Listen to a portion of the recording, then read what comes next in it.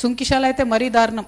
హైదరాబాద్కు 50 ఏండ్ల దహార్తిని తీర్చడానికి సుంకిశాలను సెకండ్ ఆల్టర్నేట్గా పెట్టుకుంటామని చెప్పి అప్పుడు కేటీఆర్ గారు వచ్చి ఓపెనింగ్ చేసిండ్రు. మొన్న 2024లో వచ్చిన వరదకు ఎంత ఘోరం అంటే మొత్తం రిటైనింగ్ వాళ్ళు కొట్టుకపోయింది.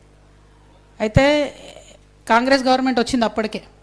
ఆ రిటైనింగ్ వాళ్ళు కొట్టుకపోతే కనీసం ప్రభుత్వం బయటికి చెప్పలే వార్త.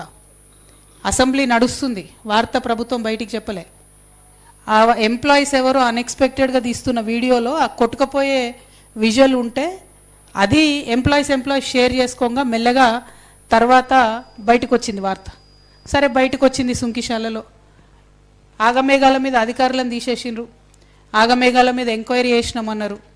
కానీ ఇంతవరకు కనీసం ఆ కాంట్రాక్టర్ని ఒక్క మాట కూడా అనలే. ఉత్తమ్ కుమార్ రెడ్డి గారు ఇదే జిల్లా ఇరిగేషన్ మంత్రి గారు ఎక్స్పర్ట్ కమిటీ రిపోర్ట్ ఇచ్చింది ఆ కాంట్రాక్ట్ సంస్థను బ్లాక్ లిస్ట్లో పెట్టాలని. ఉత్తమ్ కుమార్ రెడ్డి గారు ఇరిగేషన్ మంత్రి గారు ఒక్క మాట అన్నారు ఆ కాంట్రాక్ట్ సంస్థను.